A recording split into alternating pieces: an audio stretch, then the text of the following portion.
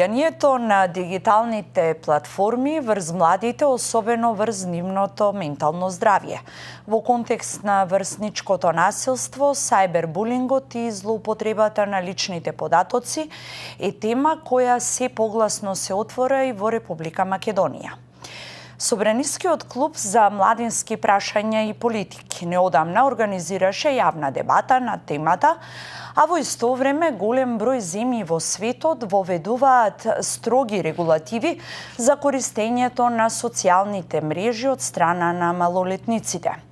Така, например, во Австралија од ноември 2024 година стапи на сила и забраната за користење социјални мрежи за лица под 16 години, при што платформите се соочуваат со високи казни доколку не ги почитуваат правилата. Во Франција пак е воведено така наречено дигитално полнолетство, со старосна граница од 15 години и задолжителна родителска согласност за помладите корисници, а дополнително е забранета и употребата на мобилните телефони во училиштата. Слични мерки се разгледуваат и во Данска, каде се предлага зголемување на старосната граница за дигитална согласност и построга контрола на алгоритмите што ги таргетираат најмладите. Во делови од Соединетите Американски држави, како што се Флорида и Јута, веќе се применуваат ограничувањата, забрана за користење социјални мрежи за деца под 14 години, како и задолжителна родителска контрола и временски рестрикции. Токму оваа тема ја актуализира и Собраниски канал. Во Собраниското студио денеска гости се пратениците Драгана Бојковска и Благој Бочварски.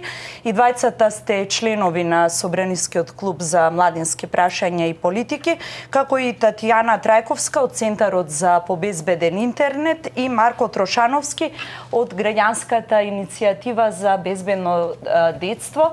Добре дојдовте сите четворица во Собраниското студио. Верувам дека ова ќе биде интересна и доста актуелна дебата со оглед на тоа што најмногу ги засега и младите, но и родителите и образовниот систем.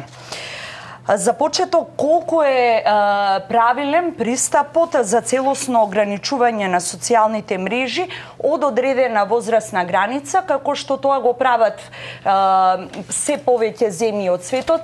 Спомнавме, тоа најчесто се случува од 16, некаде и од 15 години, или треба поактивно да се работи на поголема контрола, механизми и долгорочна стратегија за контрола на социјалните мрежи? Најнапред благодарам еве за иницијативата и во Собраниското студио да отвориме една дебата и да ја отвориме буквално темата на едно пошироко ниво, и се радувам што токму ете од Собраниската дебата на Клубот за младински прашања и политики продолжува темата еве и во рамките на собранието да се отвара, особено од аспект не само што е дебата помеѓу пратеници, туку помеѓу сите заинтересирани општествени чинители. Морам да истакнам дека како што најавивте, иницијативата за отварање на една ваква јавна расправа во рамки на Клубот за младински прашања и политики, мислам дека оправдано произлезе токму да биде тема на дискусија во ова тело, каде што функционираме на начин што наоѓаме консензус за одредена општествена тема, како што е во случајот менталното здравје на младите и влијанието на социјалните мрежи и воопшто користењето на дигиталниот простор врз младите. Така што како председател на Клубот за младински прашања и политики јас ветив дека по таа јавна расправа нема да остане само на тој чин, туку ќе продолжиме со низа активности кои што ќе не донесат до одредено решение и заклучок кој што ќе значи надминување на овој проблем кој што како е детектиран веќе и од поодамна. Не ценам дека доцниме еве како држава, бидејќи во периодов е токму тема во рамки на државите членки на Европската унија, но и оние кои што се надвор од Европската унија, на едно високо ниво, особено од аспект на користење, како што најавивте, на социјалните мрежи. Ние во рамки на Собранискиот клуб за младински прашања и политики од претходниот состав имавме една плодна дискусија и еден документ кој што навистина е значаен за нас, а тоа е Националната стратегија за ментално здравје кај младите. Така што произлегува од поодамна оваа иницијатива за да се отвори значајноста на темата, а сега со конкретна јавна расправа која што ќе биде тема на дискусија и со сите општествени чинители, ценам дека треба да најдеме определени заклучоци. Зошто ја отвараме оваа тема, бидејќи како што знаеме, младите се точно е дека се во ера на дигиталниот свет. Точно е дека доколку ги направиме сите анкети па и од реалното живење, секојдневното живење на младите луѓе, ќе забележиме дека нивното присуство на денот во најголем дел или во најголема мера е токму на социјалните мрежи или во рамки на тој така наречен дигитален свет. Така што кога зборуваме за овој, кога сме соочени со фактите и со реалноста и кога ги детектираме и како сериозни последици од користење на истото, ценам дека исто толку многу важно општествено одговорно да ја отвориме темата за негативните последици кои што произлегуваат од истото. Тоа е токму на менталното здравје кај младите, која што ценам дека веќе не е табу тема да се зборува.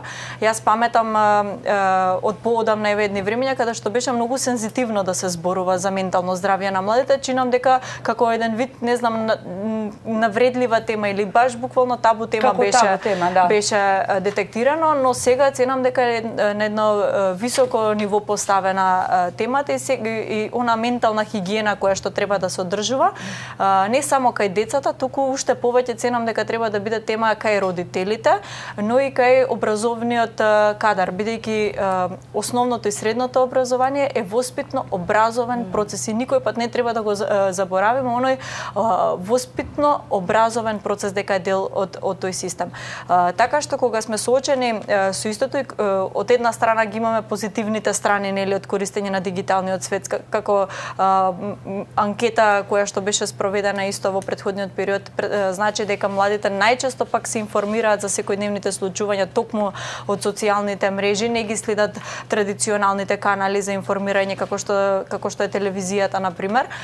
Имаме позитивни страни, но ценам дека треба овој свет да биде искористуван на максимално најпозитивно на најпозитивен начин. И тука мислам дека е нашето место како општествени чинители да го ставиме акцентот и да направиме исчекор од оваа страна. А кога сме кај негативните влијанија, како што напоминавте, енормно користење на социјалните мрежи во рамки на и последиците врз нивното ментално здравје, токму тоа беше и можеби најголем дел од дискусијата на јавната расправа беше посветена на тоа колку е правилно да се забранат целосно социјалните мрежи кај младите. Ние направивме на компаративна анализа во рамките на парламентарниот институт, за кој што сум благодарна бидејќи навистина квалитетно извршуваат својата задача и ќе споделам и со останатите кои што беа присутни на самата јавна расправа, каде што видовме дека на различен модел, на различни држави се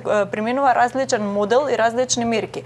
И увидов дека по таа анализа која што ја направивме, дека секоја држава се соочува со навистина голем предизвик да ги примени мерките кои што значат ограничување на социјалните мрежи кај младите. Од повеќе аспекти е предизвикот. Првично доаѓа од самата политика на платформите кои што се користат. Второ, од аспект на дали е исправно да се воведе целосна забрана, бидејќи знаеме дека се користат различни механизми, како што е на пример, не знам, користење на лажни профили, па знаеме дека години на раѓање, да. Точно, па знаеме дека телефонот, социјалните мрежи и слично во рамките на домашниот простор истото го возможуваат родителите, но се отвори дискусија токму со господинот Трошановски, што правиме со оние родители кои што можеби не посветуваат доволно време на значајноста и на негативните последици од това, така што ценам дека е релевантно и е во ред да се зборува колкава е голема оправданоста за забрана, за целосна забрана, за делумна забрана или да најдеме некој механизам за ограничување на тој социјален простор. На самата јавна расправа со во дискусијави со министерот за дигитална трансформација и со заменик министерот за социјална политика, демографија и млади, се согласивме дека во рамките од страна на државата, во рамки на образовниот процес, можеме да направиме исчекор да се забрани користењето на мобилни телефони за време на наставата, заради тоа што предизвикува понамалена концентрација. Многу често веќе отворено можеме да збориме дека веќе и тестови домашни задачи се решаваат со алатки, со вештачка интелигенција, така што интересна тема која што може да се развие дискусија, да се кажат позитивните и негативните страни од користење на социјалните мрежи или нивна целосна или делумна забрана. Мојот став е дека целосната забрана нема да не донесе до целосно надминување на оној проблем, туку во некој случај дури може да се јави контраефект. Мислам дека паметното управување со дигиталниот простор и пред се едукацијата и превенцијата може да допринесат многу повеќе. Така. Бојковска спомна дека социјалните мрежи се простор за информирање на младите, но даваат и простор за оние негативни последици, како што се булингот, говорот на омраза расте. Постои ли некаков начин според вас да се допринесе до поголема умереност во користењето на социјалните мрежи, од кои што повеќе би се гледале оние позитивните моменти, придобивките, а би се намалиле негативните последици и врз менталното здравје? Благодарам уште еднаш на поканата.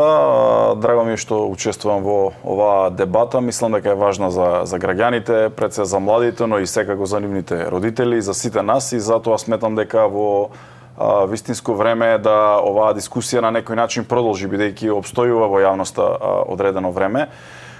Сметам дека овој интернет простор кој што го имаме во последните години буквално завзема огромни граници и размери во државата и насекаде во регионот. Младите луѓе не се исклучени од овој интернет простор, поседување на тие профили и практично комуникација помеѓу нив на тие профили, меѓутоа од друга страна се појавуваат и ризиците. Значи од една страна имаме простор кој што е создаден да на младите, односно на сите луѓе им го олесни животот, но од друга страна веќе се појавуваат и ризиците кои што ги има или кои што се јавуваат со овој интернет простор.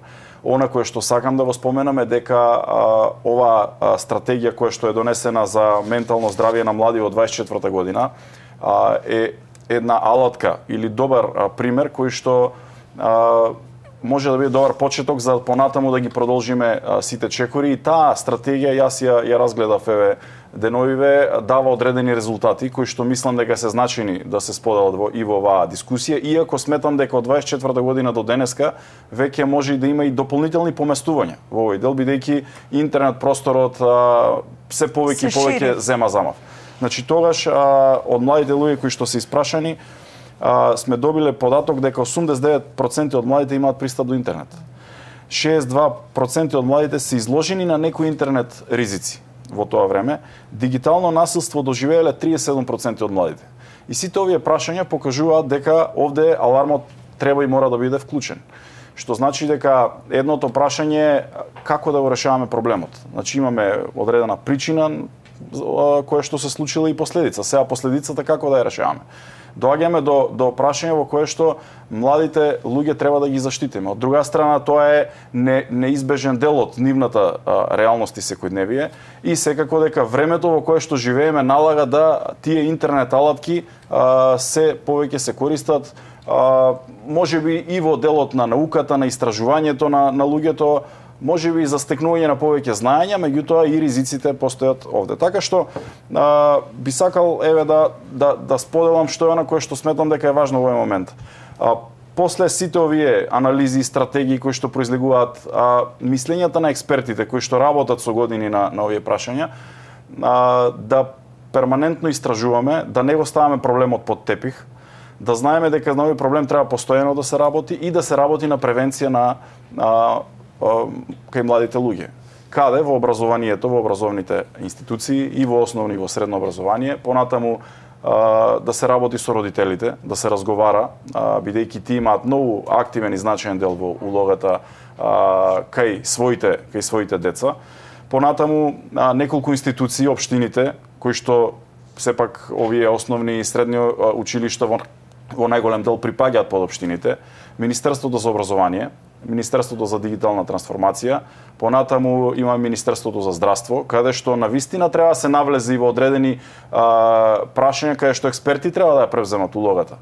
Овде секако психолошкиот аспект, да се формираат тие групи кои што ќе разговараат со млади луѓе, и ова се доаѓа до клучното прашање дека превенцијата мора да ја надградуваме и да работиме на таа превенција перманентно. Понатаму на овие истражувања да работиме со цел да се продолжат анализите и студиите, да видиме докаде, дали ова се зголемува како проблем во јавноста, во нашето општество, или почнуваме да го решаваме и да го надминуваме како проблем. Така што прашањето за целосно укинување на интернет пристапот или на овие профили на социјални мрежи е прашање кое што, доколку има добра анализа изработена од стручни експерти, за кои што сметам дека треба и денеска да дискутираме, но и еве како политички партии со сите своји контакти, своите луѓе кои што ги имаме, собранието со своите служби, да придонесе, да допреме до што е можно повеќе експерти, да добиеме што е можно повеќе знаење. Бидејќи секоја мерка која ќе ја донесеме, понатаму таа треба и да ја почитуваме. Закон можеме да донесеме, но дали ќе биде применлив. Така што сите анализи сметам дека се важни во овој момент да се донесат, а доколку дојдеме до добри анализи, секое решение ќе биде позитивно понатаму. Така. Трајковска, вие доаѓате од Центарот за безбеден интернет, меѓутоа последниве 25 години сте 28. Скоро 30, работите како стручен соработник во основните педагог во основно училиште. Колку сме како општество дигитално писмени, што треба да се искористи, кои механизми, какви совети ве упатувате вие до родителите при вашите средби со нив, за повеќе да се искористат позитивните страни на интернетот, а да се минимизираат негативните? Благодарам исто така на вашата покана и благодарност навистина за овие иницијативи што се превземаат во однос на оваа проблематика.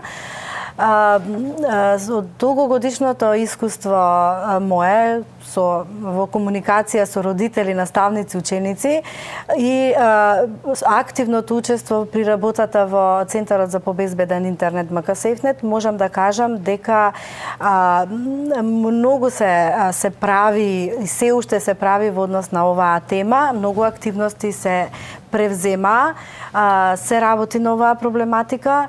МК-Сефнет, Центарот за побезбеден интернет, е се уште активен и понатаму ќе биде. Започна со низ активности, низ целата држава.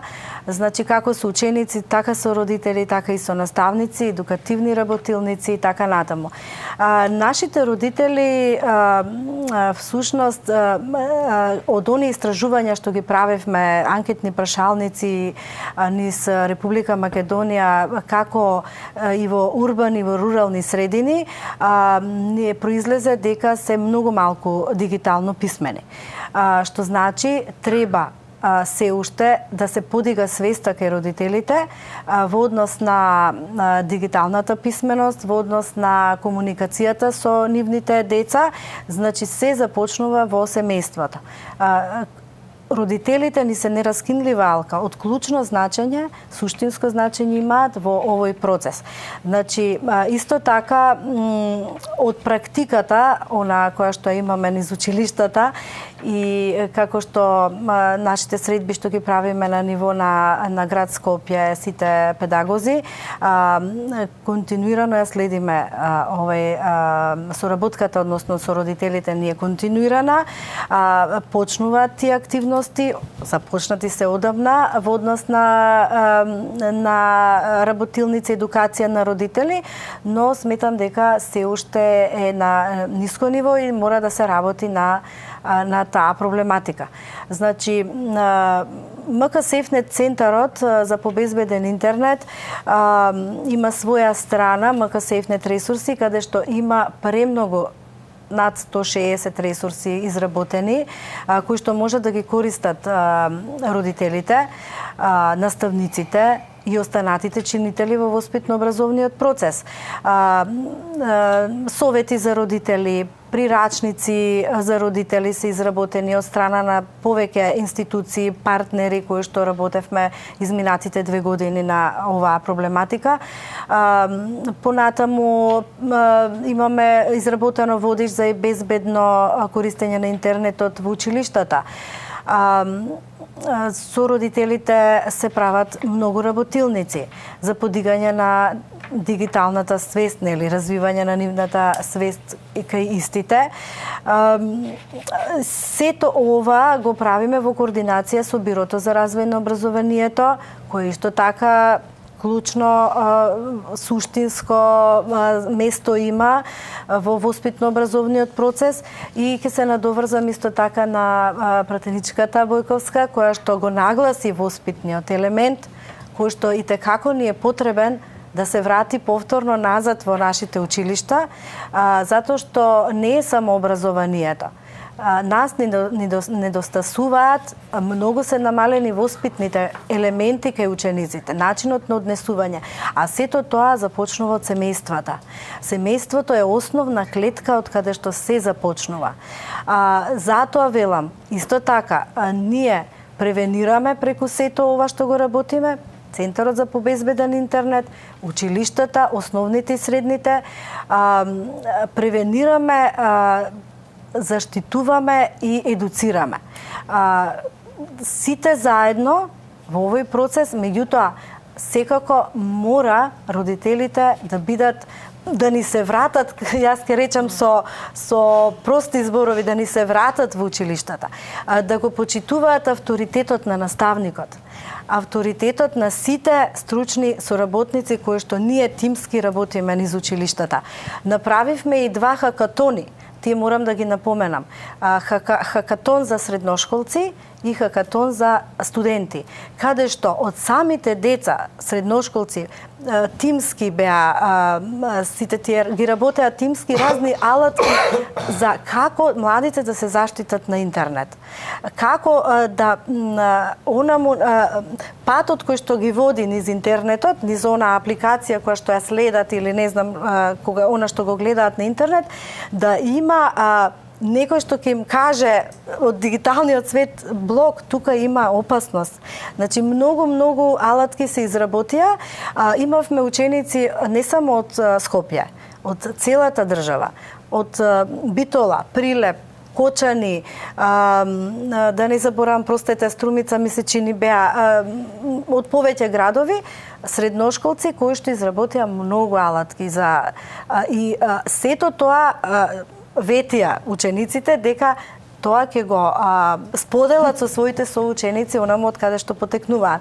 Така исто така беше и со студентите. Така да навистина активно се работи. Исто така во Центарот за побезбеден интернет, да не заборавам, постои и оној број за анонимни пријави за онлайн вознемирување 116-111, кој што е европски број, синхронизиран европски број во Центарот за побезбеден интернет со Европската комисија во мрежата на InSafe. И го користат ли тој број? Имаме сознанија дека се користи тој број. Тој број е за советодавна поддршка, за превентивна поддршка, значи може да го користат и родители, и наставници, и секако учениците. Анонимен е бројот, таму може да добијат секаква поддршка во однос на дигиталниот свет и она што опасностите, ризиците кои што ги демнат или за некое вознемирување и така натаму. Во практиката во нашите училишта, конкретно кај нас, можам да кажам дека постојано сме активни на ова, постојано се дискутира на проблематиката. Дури имаме случаеви каде што ученици споделиле фотографија, да речам, меѓу нив во своите Вибер групи, несвесни за последицата што би било, што ќе се случи, што ќе предизвика фотографијата. Така да веднаш сме превенирале сите 15-16 ученици кои што беа и нивните родители ги повикавме да станат свесни што може да се случи со споделување на некоја фотографија без согласност на другата страна. Фотографијата не беше споделена за нешто негативно, туку во позитивна смисла, ама и му кажавме што може да се случи да престанат со тоа. Значи, постојано се говори за последиците, за негативните влијанија од социјалните мрежи. Има многу да се зборува навистина на оваа тема, многу е малку времето, цел ден би говореле, меѓутоа би кажала дека се согласувам со пратениците дека буквална забрана за користење на социјалните мрежи не може ригорозно да се направи. Од аспект на тоа дека учениците, односно ајде да речам повозрастните ученици, се многу вешти и многу добро знаат да си пронајдат канали како да дојдат до оние работи кои што сакаат да ги видат на социјалните мрежи. И морам да напоменам дека сето ова треба да се работи од најмала возраст. Значи, од училишна, од 6 до 9 годишна возраст е најважен период за едукација, навики, стекнување навики кај самите деца. Меѓутоа, зборуваме, ние во училиштата тоа го правиме, но зборуваме за семејствата, дома. Навиките се стекнуваат од најмала возраст до 10 годишна возраст, кога ќе ги стекнат тие навики, после е многу полесно како да се заштитат младите од негативните влијанија на интернетот. Тука морам да ве прашам колку родителите се подготвени да соработуваат. Јас се надевам дека, почнувајќи од нашето училиште, Советот на родители постојано е активен. Родителите на родителските средби доаѓаат. Мора да се работи на таа проблематика. Треба да ги вратиме родителите во училиштата, како што кажав. Соработуваат, но онаму каде што имаме отпор, треба да влијаеме за зголемување на свеста кај родителите, за дигиталната свест, дигиталната писменост кај истите. Јас морам да кажам, да напоменам дека имаме и прекрасни родители кои што имаат родителска контрола над децата. Ги користат апликациите за родителска контрола. Но мора да се зголеми таа бројка. Мора да ги вратиме родителите, мора да ги почитуваат институциите. Тоа е многу важно. Кога тоа ќе ни се врати, како во минатото, кога едноставно ќе го почитуваат авторитетот на наставниците и на останатите чинители во воспитно-образовниот процес, ќе биде многу полесно. Ви благодарам. Трошановски, вие сте татко на 3 деца. Доаѓате од граѓанската иницијатива за безбедно детство. Во нашиот неврзан разговор пред да почнеме со емисијата, спомнавте дека иницијативата се создала како резултат на вашите контакти, на вашите средби со родителите. Дали децата се свесни дека интернетот и социјалните мрежи можат да ги користат за креативно отворење, за позитивни цели, да споделуваат, не знам, некои читачки клубови, такви позитивни работи, што ќе придонесе еден позитивен дискурс во функционирањето со социјалните мрежи? Добар ден и од мене, благодарам прво за поканата. Да, покрај тоа што сум родител на 3 деца и сум лично засегнат од темата, исто така сум и комуниколог, но и прв уредник на книга, уредник на првиот учебник за медиумска писменост во државата, значи со темата се занимавам долго време. Зборувам и од релативно покомпетентна позиција и од лично засегната позиција. Искуството низ родителските форуми во кои што учествувам, но и искуството на наставничкиот совет на моето училиште, но и други основни училишта низ Скопје кои што ја поддржаа оваа иницијатива, е дека апсолутно не постои никаква свесност кај децата до 10, 12, 13 години, тука овие години, околу ризиците од употреба на социјалните мрежи, а многу мала е употребата во, така да речеме, едукативни цели. Секако дека голем дел од медиумите, социјалните медиуми се користат од младите за информирање, како што покажуваат и голем дел истражувања, меѓутоа иницијативата зборува за најмладите деца, зборува за оние од 10-12 години, не зборува за средношколци и студенти и така натаму, кои што не ги третира многу демографски статистики како млади. Зборуваме за најранливата категорија и тие се оние кај кои што не постои свест, како што и не постои писменост кај родителите во ограничување или недозволување на пристап на тие деца до платформи социјални кои што потенцијално штетно влијаат. Не зборувам потенцијално, меѓутоа докажано штетно влијаат врз менталното здравје и плејада други симптоми кои што се кај тие деца видливи. Од досегашната дебата и дебатата која што клубот ја организираше во собранието неодамна, можам да констатирам дека постои поделеност, апсолутно не постои консензус во општеството. Мислам околу тоа дека регулацијата не е добриот начин. Нашиот став и ставот на огромно мнозинство на македонските граѓани е дека мора да се забранат медиумите. Ние направивме теренско истражување, денеска видов дека Ипсос организацијата, Агенцијата за истражување на ниво на цела територија направила такво истражување, 82% од популацијата е да се забрани употребата на најмлада популација. Значи, не зборуваме забрана како единствена мерка. Ова што Центарот го прави е апсолутно нужно и потребно. Апсолутно не е доволно. Ние како родители и наставниците ги живеат ефектите од тоа дека овој пристап на едукација и превенција е апсолутно позитивен, добар и потребен, но е долгорочен. Зборуваме за една комплексна политика. Се организираат, јас сум во областа и ги разбирам работите како функционираат, работилници, обуки, упатства, ресурси онлайн и така натаму. Видете ако е искористеноста или информираност на родители за таквите ресурси на страната. Многу ниска. За тоа е потребно време и многу пари и средства за да се дојде до информирани писмени родители. Видете колкава е употребата на упатствата кои што беше дистрибуирана до училиштата, кои што и ние ги добивме од Министерството за образование, како да им ги сетираат родителите телефоните на децата.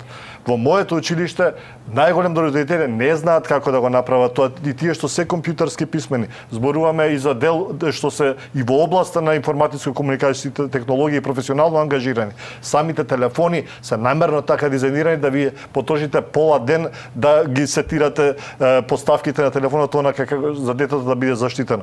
Така што тоа не е така едноставно. И додека го правиме сето ова, едукација, превенција, образование, описменување на родители, процес кој што ќе трае долго време, затоа што јас го знам ова преку медиумската писменост. Ние 15 години работиме на медиумска писменост со многу европски фондови, институционален ангажман, и имаме минимално зголемување, подобрување. Повторно сме последни во Европа во дел на медиумска писменост. За тие процеси треба време, во меѓувреме децата биваат неповратно оштетени. Ние ќе живееме во општество кога ќе подостареме, нашите деца кои ќе превземат ова општество, на деца кои што ќе бидат анксиозни шофери, нервозни наставници, нервозни спроведувачи на јавен ред и мир и така натаму, депресивни личности, бидејќи ова се случува сега и во моментот. Затоа забраната мора да се случи заедно со овие сите мерки кои што ние ги зборуваме. Тие не се мерки кои што се случуваат едни со друга. Не зборуваме за или, туку нешто што взаемно се случува. И повторно збориме за најмладите деца кои што личносно, карактерно не се оформени да можат да просудат дали содржините на кои што се изложени се добри или не за нив, едноставно ги восприемаат и неповратно биваат оштетени. Значи, тоа е пристапот и перспективата која што ние како родители ја имаме и мнозинството граѓани ја имаат. Дополнително зборуваме за компаративната анализа парламентарниот институт кој што ја подготвил, се уште ја неам погледнато, би сакал. Она што ние го истражуваме е дека постојат голем број варијации во пристапите и голем број предизвици во тоа да се имплементира таква забрана, бидејќи има тактики и пристапи кои што може да ја заобиколат. Но тоа апсолутно не треба да биде аргумент, истата да не постои. Како што не може аргумент да биде дека децата може да си купат цигари во продавница, па ајде сега да не го забрануваме пушењето. Или дека не може да се изложат на порнографски содржини, односно може секој да се изложат на порнографски содржини, па ајде сега да немаме регулација на таа изложеност и така натаму и така натаму. Значи, едното не го исклучува другото, туку е взаемен пристап кој што треба нашето општество да го вгради. Европската унија донесе рамковно упатство кое што за сите земји членки, таа не вели која земја како да го регулира, меѓутоа упатува дека сите треба да се стремат кон ограничување, забрана поточно на медиумите, употреба на социјални медиуми до одредена возраст, регулација до кај 15-16 години, значи со родителско присуство, надзор и така натаму, и понатаму кога децата се впуштаат во нели како деловно способни граѓани во комуникацијскиот промет во државата од секој аспект, нормално дека никој не може ништо да им забрани. Меѓутоа ќе бидат многу помалку оштетени, пооформени личности, способни свесно, нели еманципирано да се вградат во општествените текови. Тоа е нашата позиција, да не одземам многу време, би сакал да ги чујам и другите аргументи. Тебе да се надоврзам, можеби и како еден вид на порака да се свати, факт е дека е црвено, дека е вклучено црвеното светло и алармот за оваа тема, и факт е дека она кое што го истакна и господинот Трошановски, дека токму оваа генерација се соочува со нов момент во кој што буквално имавме еден во овие, ајде да речам, 2 децении можеби, буквален премин и буквално драстични разлики во примена на дигиталниот свет. Од целосно некористење, можам да речам, или многу минимално користење на дигитални алатки до енормно големо користење на дигитален свет, кој што ни е буквално на секој ден чекор достапен. Буквално телефонот ни е во џебот, во секој ден момент имаме пристап до социјалните мрежи, до било каква дигитална алатка и слично, така што оваа генерација се соочува со еден нов предизвик кој што претходно можеби не бил дискутиран и детектиран во претходното време, и токму тоа е оној момент кој што еве и на ниво на Европска унија се зборува да се најдат, да се дадат препораки, но и да се изнајдат најдобри механизми за да за да дојдеме до целта. Тоа е пред се заштита на најранливата категорија на граѓани, тоа се децата. И јас тука ќе алармирам на едно нешто, бидејќи ние како еве од аспект на политичари можеме, како што кажа и колегата, да донесеме и закони и како што беше претходно потенцирано, да донесеме закони, но дали тие ќе бидат применливи многу повеќе зависи од општествените чинители, односно од родителите, од секој еден присутен, од секој еден возрасен, би рекла, во државата, но исто така би ги потенцирала и младите, бидејќи кога се зголемува свесноста кај нив, последиците ќе бидат неминовно присутни. Јас би алармирала на оваа тема од аспект на последици кои што не очекуваат доколку не превземеме нешто, и тука зборам за одговорност од секој еден чинител во општеството.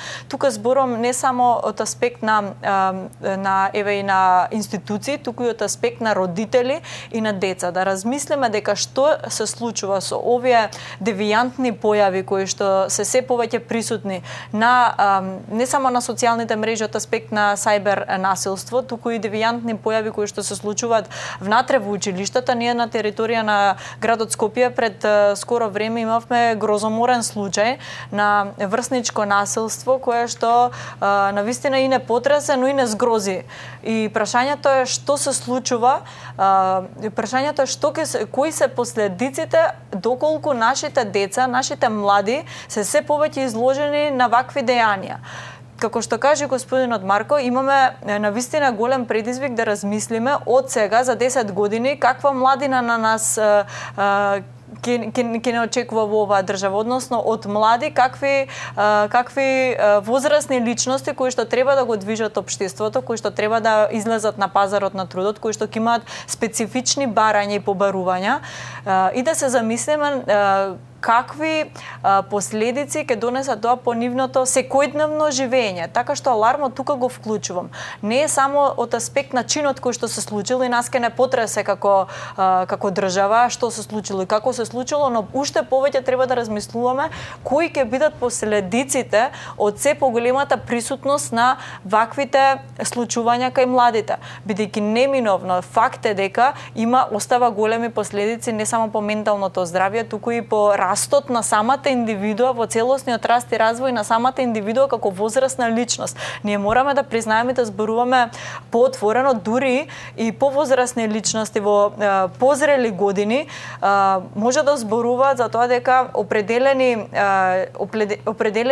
действија или определени случаи на кои што биле изложени во детството и како имаат влијание и во адолесцентните години.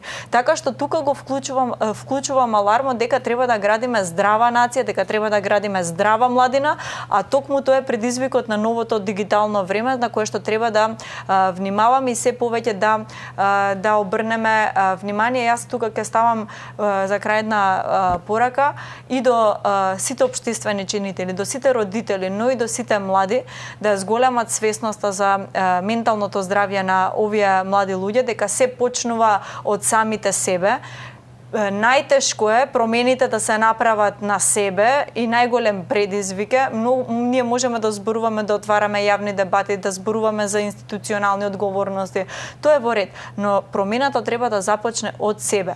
Повикувам не само да се зголеми свесност, така и младите, бидејќи директно влијае на самите нив и по нивниот раст и развој, нивната иднина, уште повеќе оваа тема да добие на значење и на еден поширок разговор и од страна на родителските здруженија, можеби во кои што отворено барам поддршка да се крене оваа тема и да се зборува за значајноста на оваа тема, но и можеби за тема која што не само ќе биде дискутирана на класните часови вообичаено во основните и во средните училишта, за колку е истото ова важно да се регулира и да се обрне внимание, но уште повеќе на оние родителски средби во кои што можеби треба наставниците да обрнат внимание кога содржуваат истите, за да вршиме еден вид на едукација, можеби сега и на самите родители, бидејќи факт е дека ќе ги згрижиме децата еве во училиштата, ќе го ограничиме пристапот до социјалните мрежи и користење на мобилните телефони во училиштата, но што правиме кога децата ќе излезат надвор од тие простори. И така што мислам дека тука треба да биде трипартитен овој разговор и овој договор и да имаме еден консенсус во општеството, да се договориме дека ако сакаме да имаме здрава младина и здрави индивидуи, дека треба и како да превземеме одговорност прво самите од себе. Јас би сакал да се надоврзам на целата дискусија и се обидувам да се вратам малку наназад како функционираше општеството или како сите ние функциониравме пред 10, 15 или 20 години во секојдневието. Тогаш имаше интернет мрежи, имаше Facebook, беше најактивен во тоа време. Се следеа вести од портали, исто така се следеа вести од традиционалните медиуми.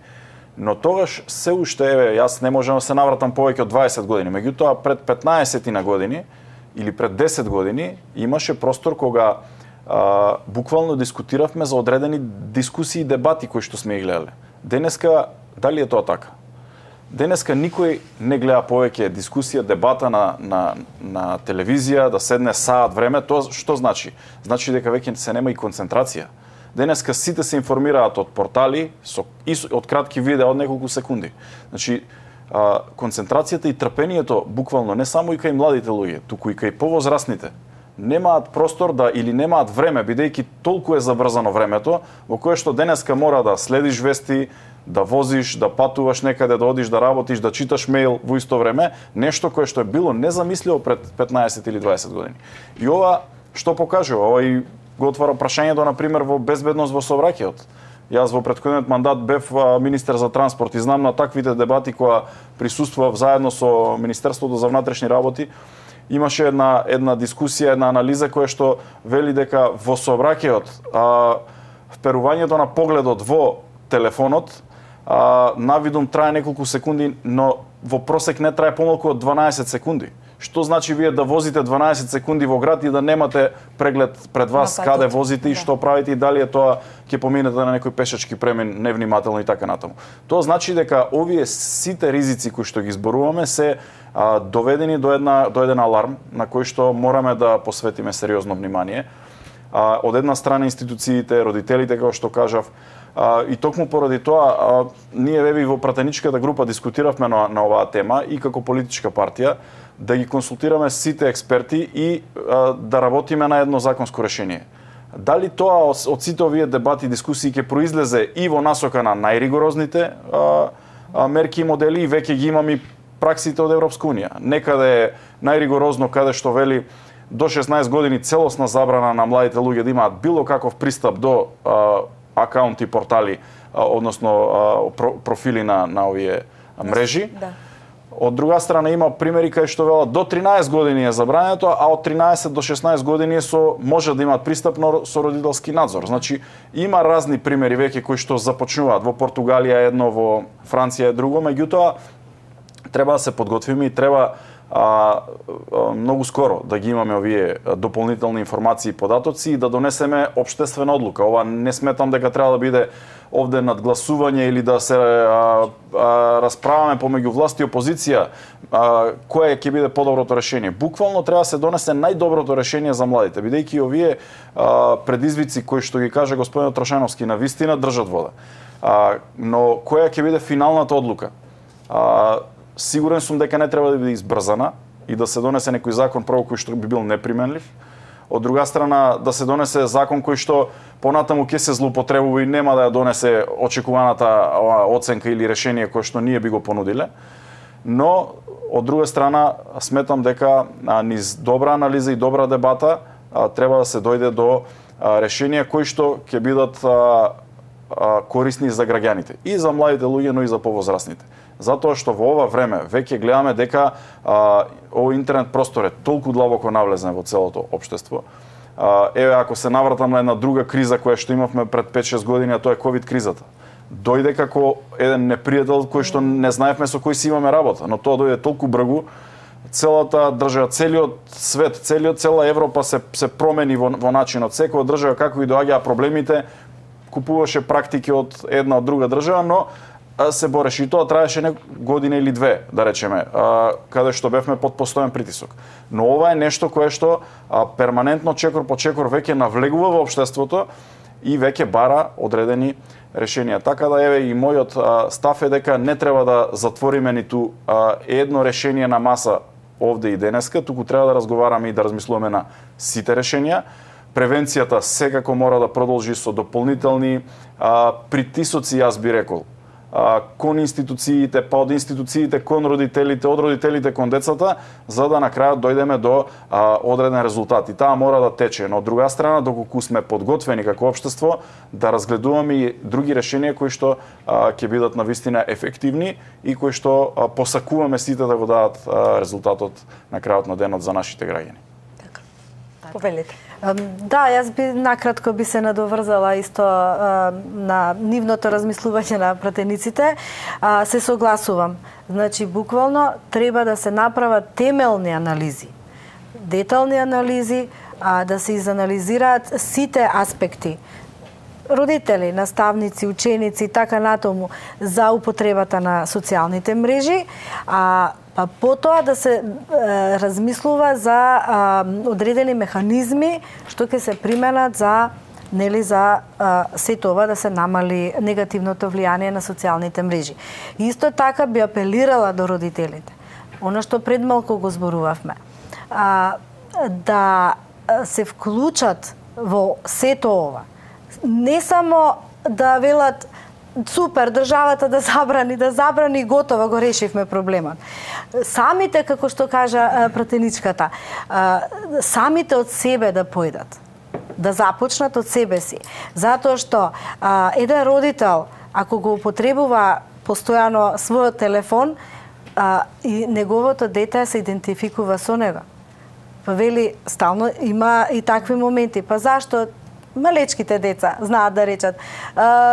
Па ти го користиш цел ден телефонот, па зашто јас да не можам? Значи, идентификацијата на децата е од нивните родители.